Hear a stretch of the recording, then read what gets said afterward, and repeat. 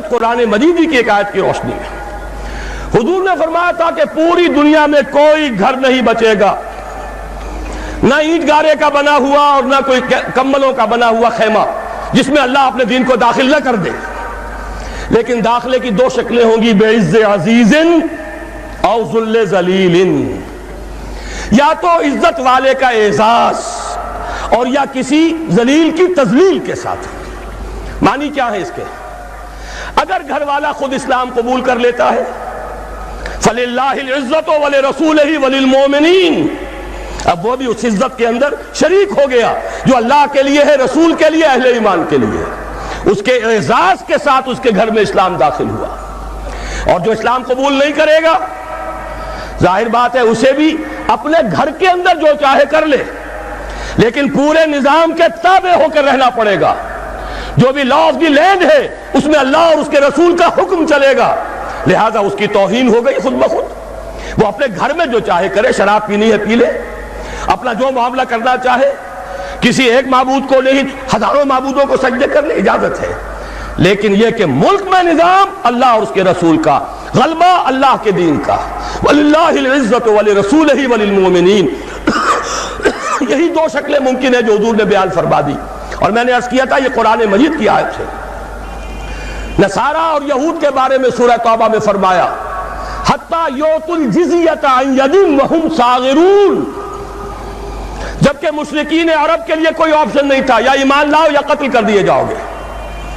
بَرَأَةٌ مِّنَ اللَّهِ وَرَسُولِهِ، یہ سورہ توبہ کی ابتدائی آیات اسی موضوع پر ہے۔ آگے چل کر فرمایا یہود اور نصارہ کے لیے ایک ایگزمپشن ہے، وہ یہودی اور نصرانی ہو کر رہنا چاہیں تو رہیں، لیکن انہیں چھوٹے ہو کر رہنا پڑے گا، ہاتھ سے جزیہ دینا ہوگا۔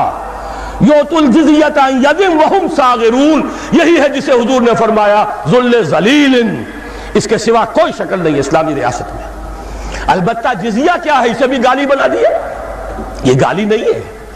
ریاست جب ذمہ لے گی، خلافت کا نظام انڈر رائٹ کرے گا ان کے جان اور مال کے تحفظ کو، ان کی آزادیوں کو، مذہب اور عقیدے کی آزادی، ان کے پرسنل لا کی آزادی، تو کچھ ٹیکس انہیں دینا پڑے گا نا، کچھ تبادلے میں ہوگا۔ مسلمان زکوٰۃ دیں گے، اگر عشری زمین ہے عشر دیں گے، خراجی زمین ہے خراج دیں گے، تو انہیں بھی کچھ دینا ہوگا کہ نہیں؟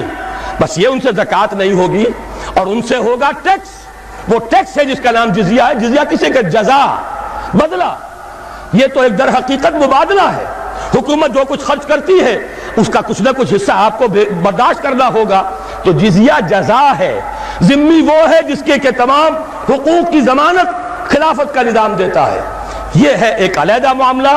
البتہ یہ کہ جہاں تک خلیفہ کا انتخاب اور جو بھی قانون ساز آپ ادارہ بنائے اس کے انتخاب کا معاملہ ہے، اس میں صرف مسلمان مرد اور عورتیں ووٹ دیں گی، اور صرف وہ مسلمان اس میں حصہ لیں گے، مرد، اس لیے کہ امورکم الی نسائکم، یہ محمد رسول اللہ کے فرمان کے خلاف ہے۔ عورتوں کے حوالے کچھ اور ذمہ داریاں ہیں جو اسلام نے کی ہیں، وہ میں بعد میں کروں گا۔ ووٹ دیں گی، اس لیے کہ حضرت عمر رضی اللہ تعالیٰ عنہ نے جو ایک کمیٹی بنائی تھی، جس کے بعد کے تیسرے خلیفہ کا انتخاب ہوا، جس کے ذریعے سے اس میں حضرت عبد الرحمن ابن عوف نے مردوں سے بھی رائے لی، خواتین سے بھی رائے لی۔ رائے کی حد تک ہمارے پاس مثال موجود ہے، لیکن یہ کہ اس سے آگے معاملات مملکت، معاملات ریاست، یہ مردوں کے لیے ہیں، عورتوں کے لیے نہیں۔ اس اعتبار سے سمجھ لیجئے مسلمان مرد اور عورتیں مل کر خلیفہ کا انتخاب کریں، جو بھی مجلس ملی ہے اس کا انتخاب کریں، اس میں غیر مسلموں کا کوئی حصہ نہیں ہے۔ ان کے علیحدہ باڈیز ہو سکتی ہیں ان کے مسائل کے بارے میں جن سے رائے لی جا سکے۔ یہ ہے دوسرا نکتہ، مخلوط قومیت کی نفی۔ تیسرا نکتہ، خلیفہ کا انتخاب بلا واسطہ